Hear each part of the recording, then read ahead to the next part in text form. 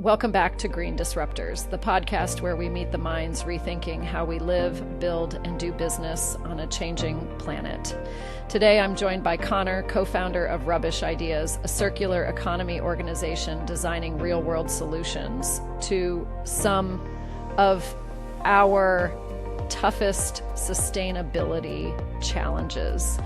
From waste management at festivals to data-driven carbon tracking, Connor and his team are proving that one man's rubbish can be another's innovation blueprint.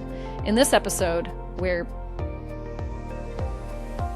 we explore how to communicate sustainability without guilt, how small experiments can scale into citywide systems, and why imperfection might just be the key to progress.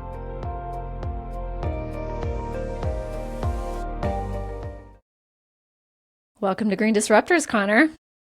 Great to be here. Yeah, lovely to have you on. Diving right in, tell us who you are and what you're doing. I think I normally start this way, probably best to start with my mum. Gotta give credit where credit's due. My mum was an early environmental campaigner and consultant.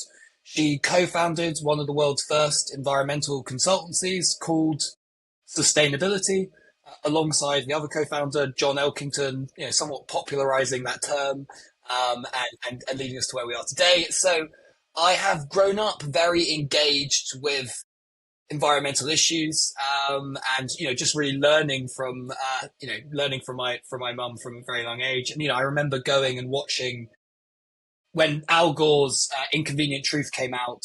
We went around to, I can't remember how many, but a lot of village and town halls and did screenings, followed up by my mum giving a talk. So I've seen that film countless times. It's indelibly marked into my brain. And so that was quite a sort of, really embedded ecological and sustainability values into sort of my mindset. And although actually as a result, I didn't study, I went to university, I didn't study environmentalism or geography at university. I did product design because I'd always had a passion for designing and making things, but I did it from a sustainability point of view. I mean, my final year project was that I made a plastic shredding bin that was designed to sort and separate and then shred plastics. And I actually made the functioning prototype really because I wanted one, to be honest. Yeah, right.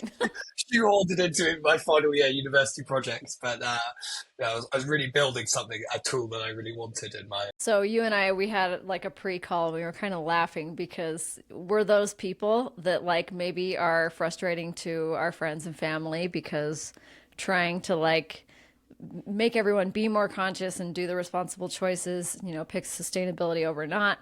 But you found a way to really channel that in a positive way. So maybe you can tell us what you're doing.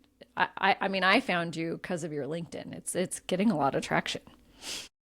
Thank you. Well, yeah, so straight out of university, I co-founded Rubbish Ideas. We're a circular economy organization. I hesitate to say consultancy. We do some consultancy, but I don't really see that as our role. Our role is to come up with circular economy ideas, solutions, services, to bring them into the world, to set them up, to get them going, launch them, and then work with partners who can then take them on and scale them so that we can move on to the next challenge. So that's what we're all about. And alongside that, I'm pretty mission orientated. I'm very focused on impact. And so I do a lot of other things around that work in order to, forward my impact mission. And that includes, public speaking. I go to schools and Rotary clubs, schools to inspire the next generation, Rotary clubs, because old people have all the money and political power. So you've got to hit both. Those are the two right places. Exactly. And then, more recently, I've started doing quite a lot on LinkedIn, realizing that, it's quite an effective platform for getting good sort of environmental messaging out to the right sort of people, much more targeted in some ways than Instagram or anything else, where I can really know that I'm hitting people in positions of power in the business world. So I think a lot of listeners would be interested in knowing like, I mean, everyone wants like the formula for what makes a successful LinkedIn um, profile, but what kind of angle are you taking, and what's the why do you think that's working for you? I guess. Good question. I'm not sure I have any secret sauce, but I don't think there really is any besides like authenticity and finding stuff people care about, but yes, exactly. I mean, in some ways, this is a continual process I've been through with public speaking and climate communication. Is thinking, okay, sustainability is a complicated science. There's often lots of nuance. How do you make that engageable and understandable and interesting? Rubbish is a pretty non-sexy topic, right? Waste. No one really wanted to talk about waste. Carbon, frankly, was much more sexy than waste, and to a certain extent still is. How do you make that sort of more engageable? And yeah, I mean, sort of simple messaging, hitting on people's emotions. Of course, annoyingly, as is, a sort of rather frustrating element of social media, controversy is quite good. So I hate controversial that about it. statements, Yeah. absolutely. But riling people up often translate to engagement.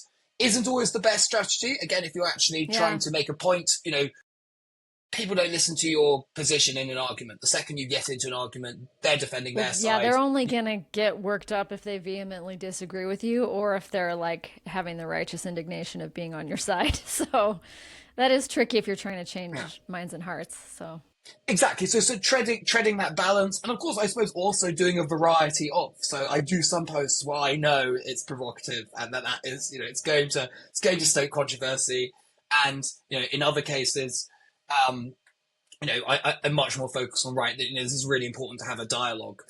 Um, I suppose also that one of the things that we've taken on in this is that sustainability is nuanced, and that even among sustainability professionals, there's a tendency to be quite tribally devoted to a solution or cause, and therefore not to be able to be self-critical. And so the classic ones of that were the sort of, anti-plastics or really pro-reusables. And in both cases, they're really strong arguments, right? There are loads of problems with plastics, and reusables are awesome. But it doesn't mean that there aren't flaws, and it doesn't mean we shouldn't be talking about, you know, where plastics are better than the alternatives, or where the alternatives also suck. So it's like, all right, well, the right. plastics suck. Yes, we agree, but the alternatives also suck. And that just going, oh, well, we can fix our problems by abandoning all plastic is naive.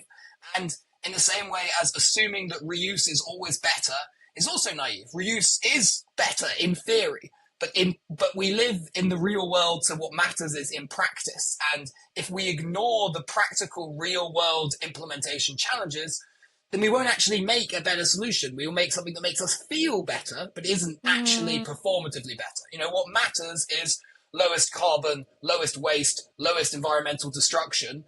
And, we must judge ourselves by those metrics.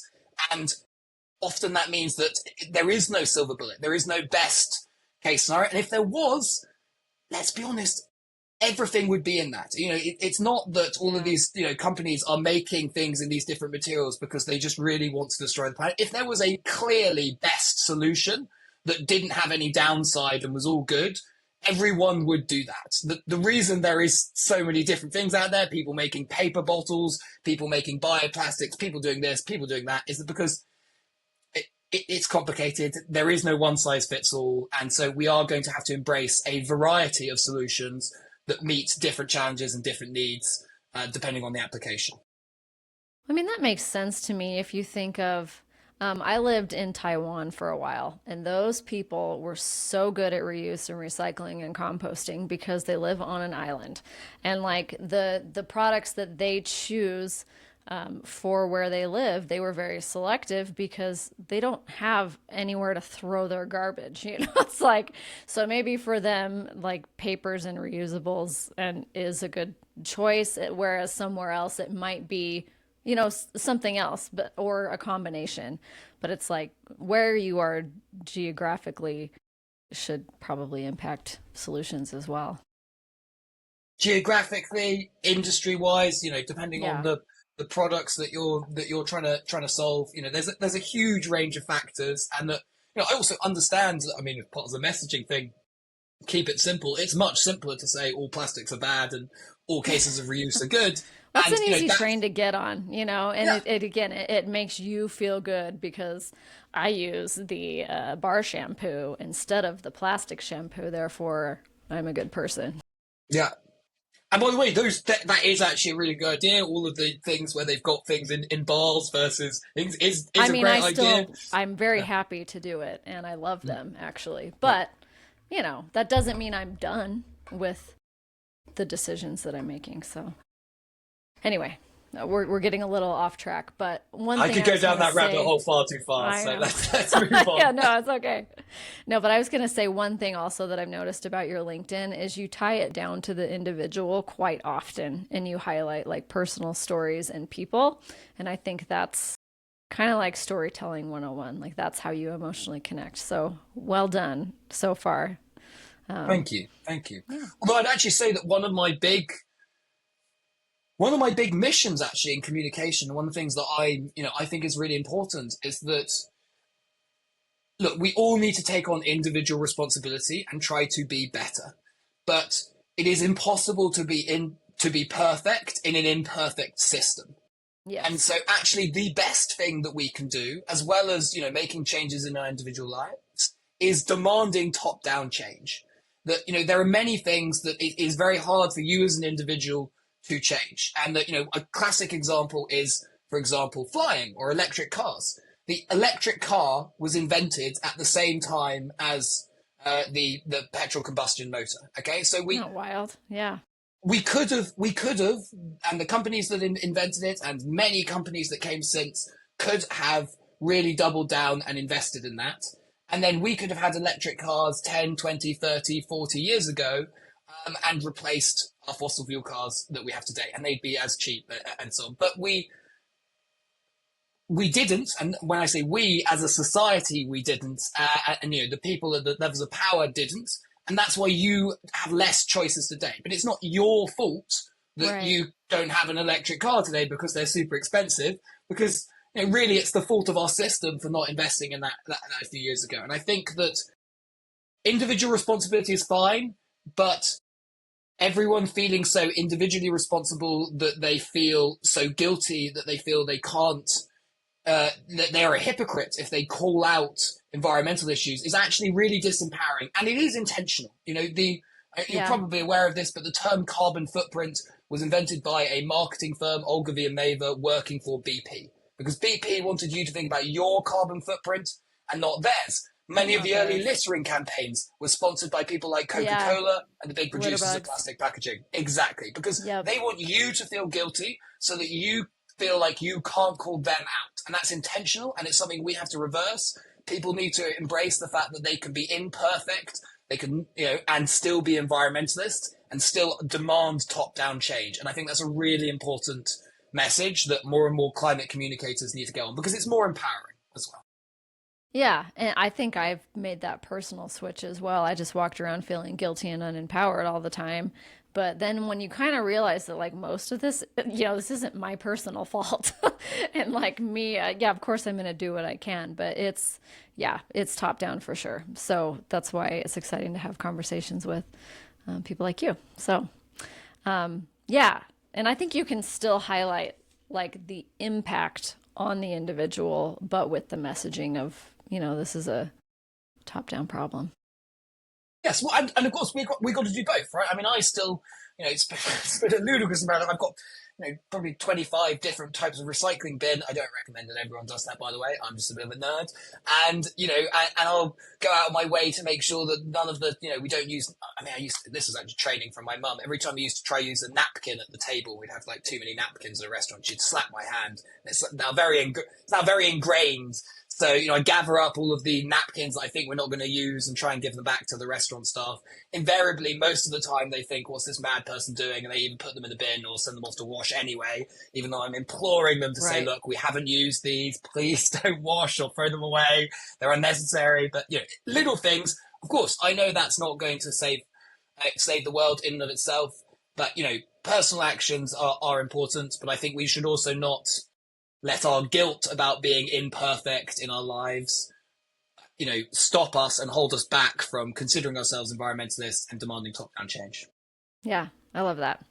Okay, so let's transition to your actual business offer and who's the ideal person that you guys work with, the ideal partner? So at the moment, we're very focused on the events industry, festivals, football stadiums, music venues, conference centres, for a variety of reasons. One, we sort of happened to fall into this. We made some contacts in that space, started doing some consultancy, then discovered a load of problems, and just got stuck in. And the other side is I actually think that events are really interesting activators and accelerators. A lot of the environmental movement came out of the events industry. I think Woodstock and the early hippie movement taught people about, everything from compost loos to, eating more vegetarian food, etc. And, I believe Friends of the Earth came out of a movement of people that met at sort of events, and then they obviously went on to be, instrumental, is the word I'm looking for, in a lot of our sort of big, early environmental stuff. I'm actually reading a book from one of the guys from Friends of the Earth, and I wish I would drop if I've now forgotten the name of it. But anyway, that sort of stuff. So it's actually been a launch pad, and of course, a festival is a tiny, a small but temporary city. In the case of Glastonbury, not that small. And what's awesome about that is that because it's temporary, you don't have the infrastructure curse. It's that, you can redesign the festival every year. So if I come along and say everything you're doing sucks and you could do things differently next year, they actually have the opportunity to do that. Whereas when I come along and do that to a building or a city, they're like, well, I'm sorry you think it all sucks, but we've already built all of these roads and buildings, and so it would cost billions of pounds to make any changes.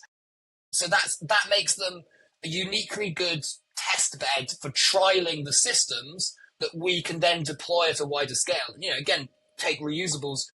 Reusable cups started being used at festivals in the 1990s, and well before anyone was taking them, or the majority of people were considering taking them to coffee shops. And that's where people got familiar with them. And that's also the behavior change element. If you go to a festival for only a couple of days, but you participate in the system, it then trains you and teaches you, shows you what's possible, and then you could take those actions on into your life outside. So I think it's quite an impactful place to work. Very cool.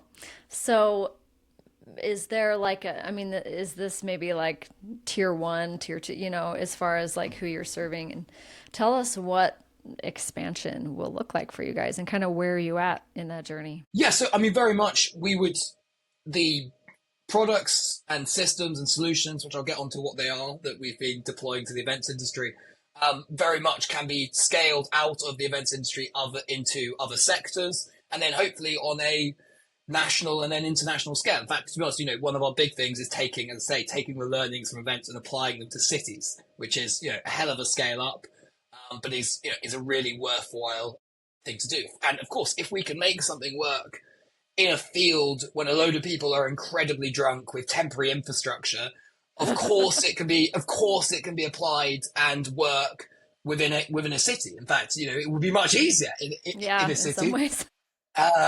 In many ways. We've already started that.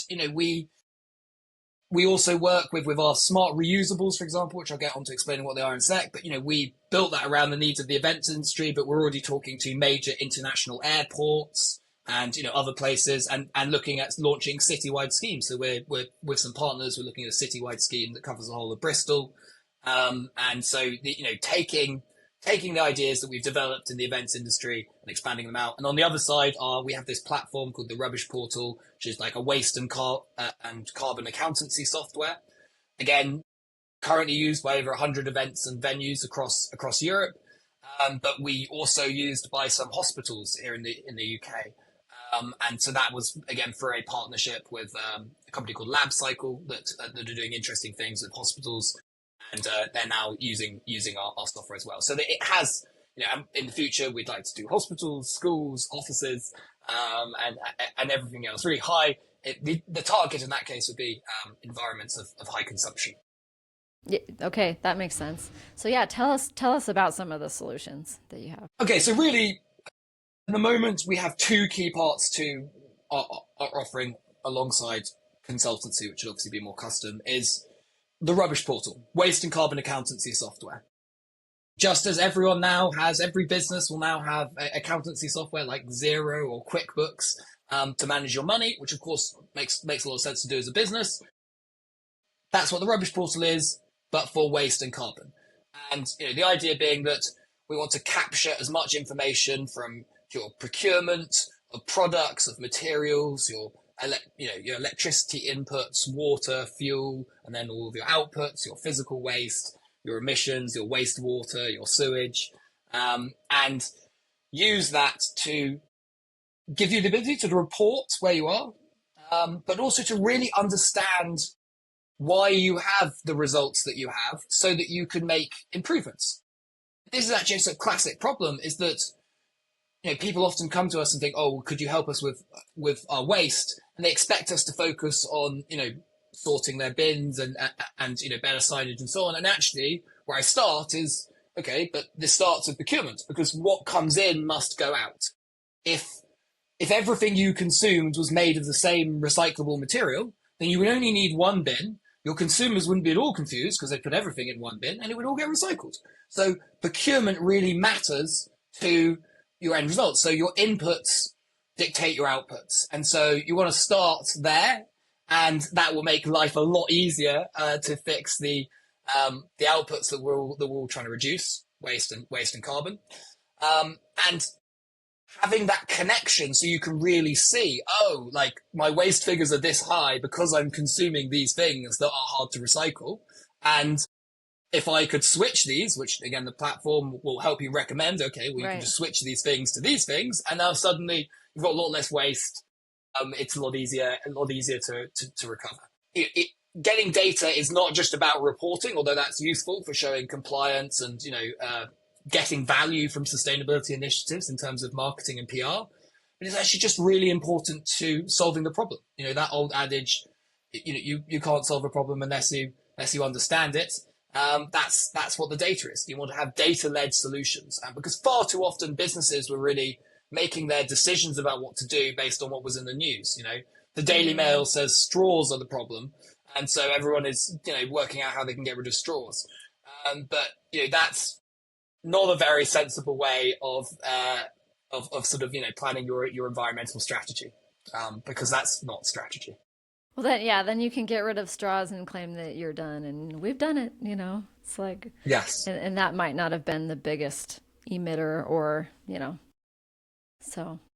Well, the big irony was that you had people like big conference centers that were like putting loads of effort into figuring out how they could ban and replace straws, while doing so on top of just single-use disposable carpet that's made of plastic. And the amount of plastic in that carpet is thousands of times more plastic than the straws that they consume. So from a point of view of reducing plastic waste, it is patently absurd to focus on reducing your straws while walking on disposable single-use plastic carpet. It's just absolutely mad. And any amount of data will show you that. Yeah. Yes. Yeah.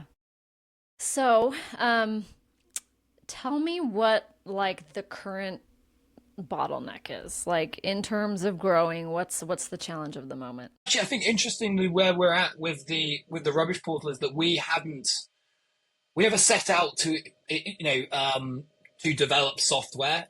This came as a response to a sort of obvious need when we were setting up another project we did in the past called the Rubbish Project, that was all about cup-to-cup recycling at festivals. That was actually tackling disposable packaging at festivals, primarily in the Netherlands, or Benelux, Netherlands and Belgium. And we realized and noticed this need for this software, and so we started building it.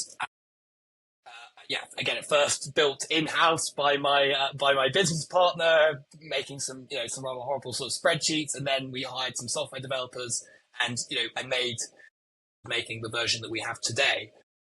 But we are not in the best position to scale and sell that software. We need 10 times as many software developers we have, and a much larger sales team. And also we are not necessarily interested in being the people that do take on that task of scaling together. We have launched it. We've got over 100 users. We have proven product market fit. We've got paying customers. We've done all of the initial prototyping, testing, customer feedback. It's launched. It works. What we want is another organization to help us scale it. So actually, we're in the process of looking for someone that might be interested in acquiring it and scaling it up. Alternatively, we may roll it out into a separate vehicle and then raise money in that vehicle, under that new company, and then scale it that way. But that would also still be scaling for another, say, 5 years, and then selling out to be acquired. So the ultimate goal is to have someone larger take that on and really scale it with the resources they have. Because really, I feel where we're best placed is find the problem, come up with a solution, launch, prove that the solution works, get it out there. And then there are people far better than me for scaling it and I want to move on to the next problem. Yeah, no, that totally makes sense. And I think that's smart. Like, stick within your zone of genius, but if you've been able to develop something that's, proven, there's an opportunity there too for somebody else. So I guess if you are sticking in the events and eventually to just high waste type of partnerships, how are you finding those, and what's that process like? I think there's an interesting challenge in the events industry, which is that the organization with the organizations with the sector, the part of the events industry, the sector with the most resources, MICE events, conferences, and trade shows, corporate events, have the most resources, the most money, and are by far the least committed, and are really, in many ways, miles behind the rest of the event industry. Interesting.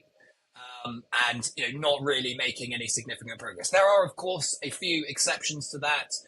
Organizations like IMEX that are really, really taking the lead and really going for it. But generally, the MICE events industry is miles behind, despite not only having the most resources, but also being by far the easiest environment in which to operate. Okay, that it's pretty hard to make sustainability work in the middle of a field when you're bringing everything in. It's a lot easier to make it work in a very controlled environment in a conference center. That's so interesting. Yeah, so that's quite a frustrating dynamic. And then on the other side, you've got festivals who have the least amount of money. They operate on really tight budgets. It's the hardest possible environment that you could think of for savings, and yet they're by far on the leading edge. They're pushing, they're really pioneering this stuff, really leading the charge. And so there's the thing that we want to be involved in leading the charge. And so we work with a lot of festivals, really helping them drive it forward. But we're also a business, and I need to pay my employees and I want to grow, and I want to be able to expand and put more effort into forcing change in the MICE industry. And so, there's a challenge there of, where do we put our time, and how do we get paid enough from the festivals that have very little money for what we're doing, and use that to fund what we're doing elsewhere. And then there's a sort of middle ground with sort of stadiums that obviously have, football teams, loads of money at the larger end, a lot less money in the sort of smaller clubs. And so there's a sort of, a weird split there as well. And again, smaller clubs, more keen, less resourced. Larger clubs, actually, to be honest, I'd say that's the larger clubs are taking it more and much better than the MICE events. The major Premier League clubs are starting to engage people like Spurs, and Liverpool, like the sort of top two on the Premier League carbon league. And so they're sort of pushing ahead, and hopefully the rest of the industry will follow. But there's still some challenges there about allocation of resources. So I have a very biased theory here, and you can tell me if you agree with me. So I'm from a family of musicians, and my dad, my parents are business owners, but we're all artsy people. Like, we're all right-brained, and so like the festival and the music world, it's like, it makes sense to me that these people are like aware and in touch with it and want to solve. Like, it's a very connective medium, like the arts. And so you see the relationship between things. Whereas the business world, it's like, you need to make connections too, but it's kind of from you could say a more selfish vantage point. Am I totally off base, or do you see that a little bit? No, I mean, absolutely. I'd say there's kind of two big things behind this phenomenon. So one of them is exactly what you're saying, that generally people involved in festivals that sort of create up tend to be more values led. And it's also that Yeah. the festivals are often set up by a small group of friends that have then started another business. They're independent. And again, the most progressive festivals have all been the independent ones who've really led the Mm. charge. And then the larger, more corporately owned festivals have followed because they've kind of had to, because of the progress made by all of the passionate independents. And that's again that the more you have go down to the individually, everyone cares, right? Even in the big companies doing horrible things to the planet, you talk to some of the people within that company, and they have many of the values that you would want them to have. But the more you get into a large corporate structure, the more you are entirely led by profit margins and shareholder returns, and so Yeah. values become something you talk about from a PR and marketing point of view, but you don't actually have. And I think that's pretty endemic in the corporate events world. And the other thing actually is audience. So when you go to a festival, but also a football stadium, your customers, you're going there for fun, right? You're going there to enjoy Yeah. yourself. And it seems as a sort of behavioral phenomenon that your fun, your pleasure from being there is detracted when you see lots of waste and negative environmental impact. And so you feed back to, the Interesting. events Yeah. much more. Whereas when I you think go that's to a true. corporate event, you do so to make money, right? And so what matters is how many business connections you made and how many sales you made, and everything else is irrelevant. So you judge a trade show. You don't care how good the food was or what things. What you care about is whether you made some sales and business connections. That's all that matters to you. And so you're much less likely to feed back to the events organizers that you were really displeased to see that they're still using masses of disposable packaging and only have one bin, for example. Kind of the don't bite the hand that feeds you concept a little bit. Yes, yes, yes. Yeah.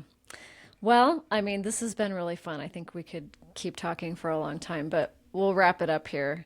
So, if you could solve one problem overnight in the business, what would it be? In the business or in the sort of as in like internally within how we operate, or within Internally. internally? Oh, I I mean, see. maybe the whole environment one would be more interesting, but from a business perspective.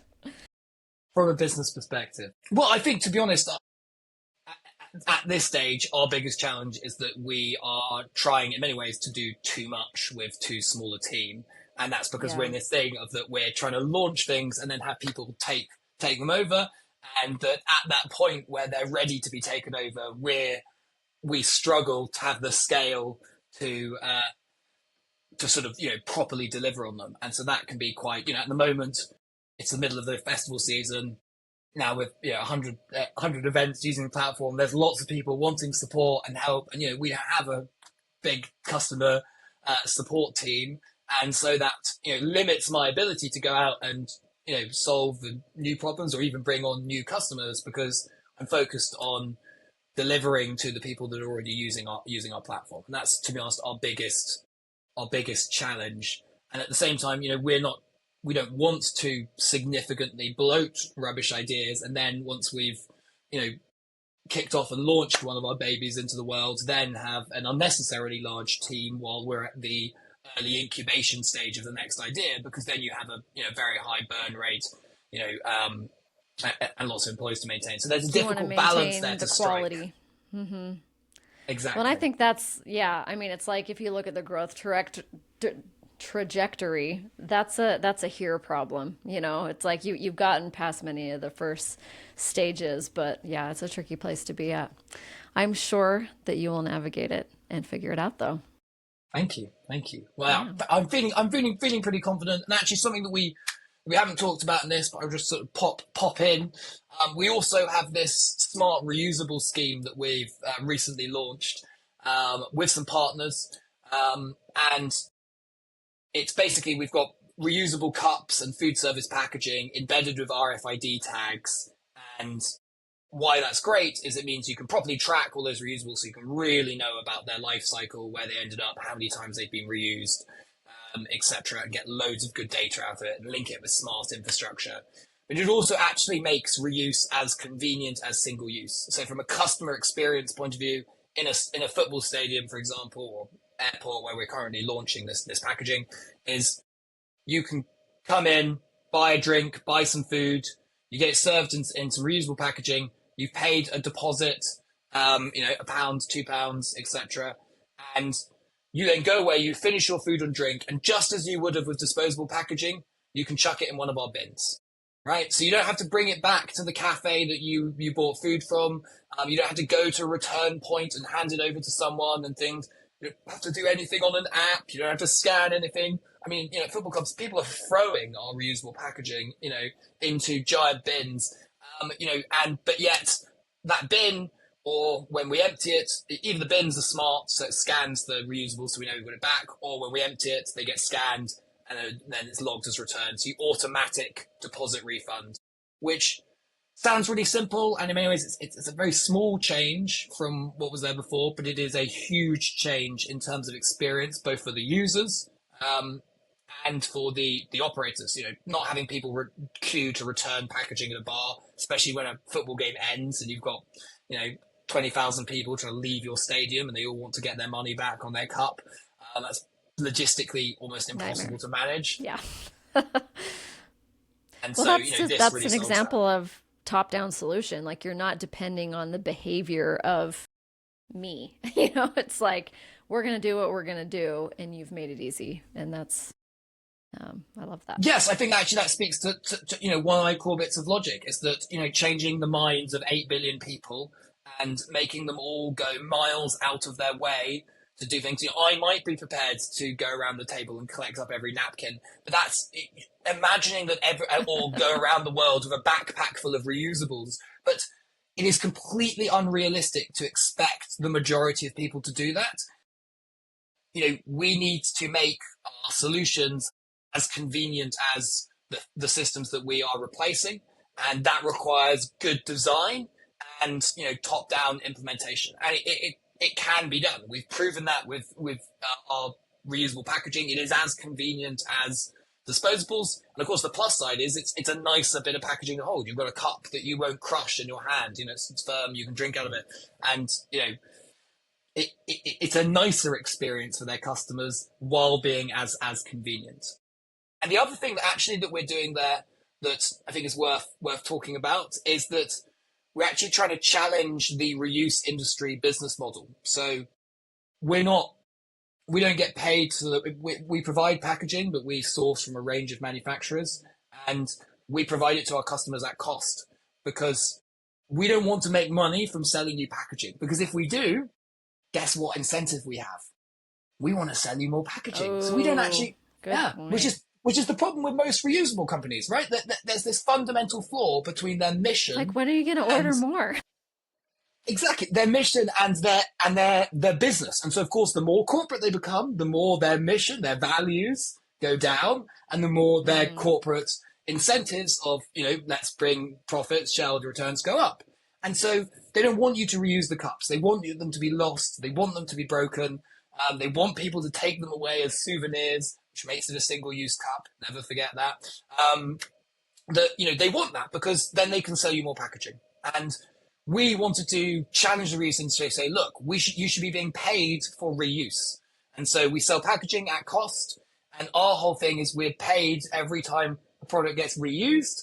And so therefore we want you to use as little packaging as possible. We want you to use it forever, because that's how our business model works. So our incentives are in line with our mission, which means that one day, hopefully, if we do scale to, or someone else scales that vision to a sort of giant corporate endpoint, it doesn't need to be values led. Its economic model embeds the values, and I think that's something to it's something to really think about as a sort of business. Is that it is very hard to maintain your values if they are in contrast with the economic model that you're deploying. So the best thing to do is to design an economic model that is in line with your values, and then you're much more likely to be successful and to stay true to your mission.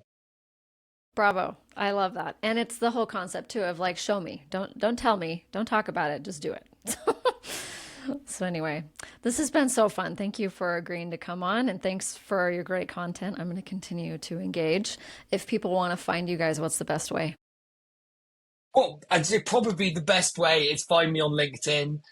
Connor Bryant on LinkedIn, Rubbish Ideas. We're the only company that's called themselves Rubbish something. So we've got Rubbish Ideas, the Rubbish Portal, the Rubbish Project, Rubbish Reusables.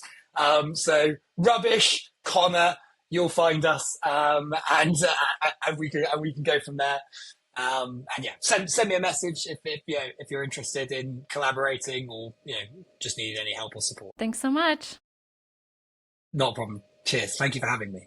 Thanks for tuning in to Green Disruptors. If you enjoyed today's conversation with Connor from Rubbish Ideas, share this episode with a friend or colleague who's passionate about sustainability done smarter.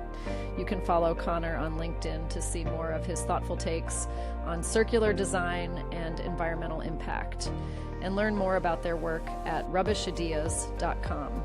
Don't forget to subscribe to Green Disruptors wherever you get your podcasts. And join us next time as we highlight more pioneers driving the green transition forward.